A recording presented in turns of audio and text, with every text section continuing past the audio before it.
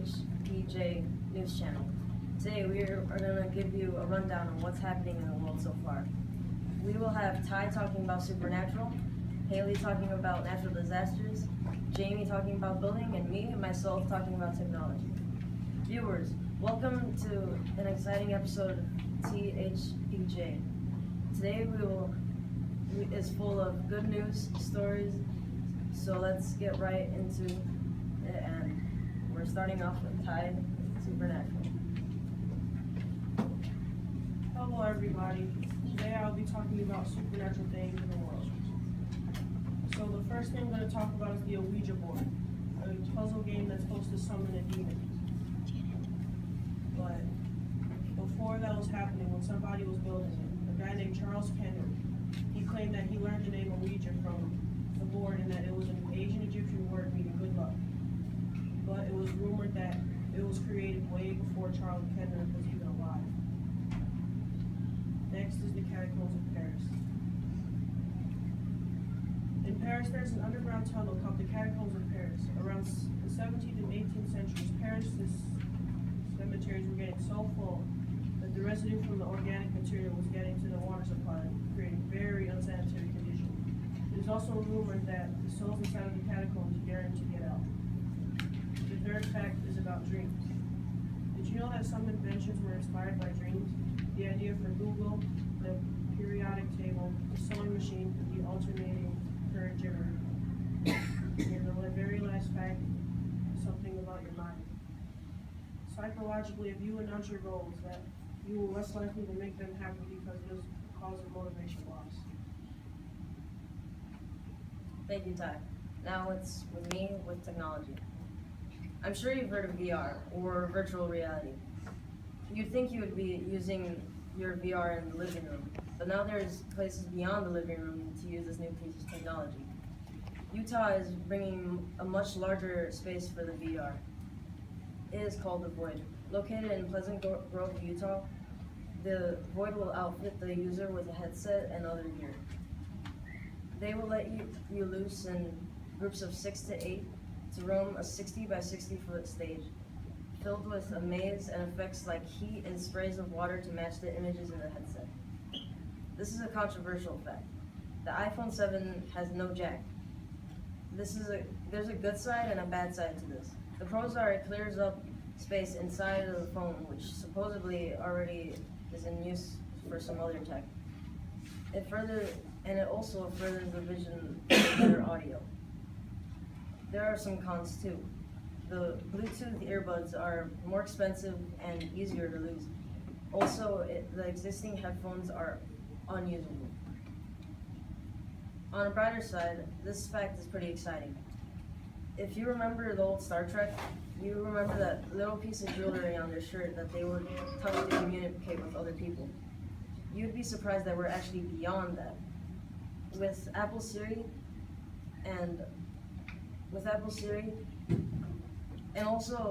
soon enough we'll see a screenless phone. Imagine having a piece of jewelry telling your voicemails or where the nearest Starbucks is. For some gamers out there, this is a pretty cool fact. There's this new thing called augmented reality, or AR. This opens up a new window for the future of gaming. It takes reality and puts a layer of data that augments the real world. Soon you'll be blasting starships, invading your living room. Now we're on with Haley. Thanks. We're talking about Hurricane Matthew. Hurricane Matthew, the southern United States, was hit hard by the hurricane as it moved very close to the coast of Florida, Georgia, South Carolina, and North Carolina. On October 8th, water levels were topping 5 feet above normal at Oyster Landing in Georgetown, South Carolina. The damage it did to people's houses was very bad. People lost family members, houses, and animals, and cars. Houses were underwater, everything was gone. The wind speeds were high and low in some places. The highest wind speed was 107 miles per hour in Cape Canaveral, Florida. In Myrtle Beach, South Carolina, wind speeds were 74 miles per hour, and in Daytona Beach, wind speeds were 91 miles per hour. There were lots of deaths during Hurricane Matthew. The most deaths were in South Carolina, Myrtle Beach, South Carolina, where there were 13 deaths. In North Carolina, there were 10, and in Daytona Beach, Florida, there were 10. Now we have Jamie talking about bullying. Hey, my name is Jamie, and today I'm going to be talking about bullying. Bullying today is a very big topic. Millions of kids are being bullied around the world for all kinds of reasons. There are many types of bullying, but the most common is verbal bullying. Verbal bullying is using words in a negative way, such as insults, teasing, and putting people down. Over 3.2 million students are victims of bullying each year. At least 160,000 teens skip school every day because of bullying. Over 17% of America's students have been reported that they get bullied at least 2 to 3 times a month or within a school trimester. It has been seen that 1 in 4 teachers see nothing wrong with bullying. Most of the time, it's 30% average of boys and 40% average of girls bullying. Some ways to prevent bullying are to ignore the bullier and provide no reaction. There is a chance that eventually the bully will move on to someone who provides a more interesting response. Tell the authority figure. A trusted teacher can make things easier by looking out for the bullying behavior. Unfortunately, it's hard to catch verbal bullies and to punish them even harder, since it's difficult to prove that they have been involved in such behavior. The second most common form of bullying is physical bullying.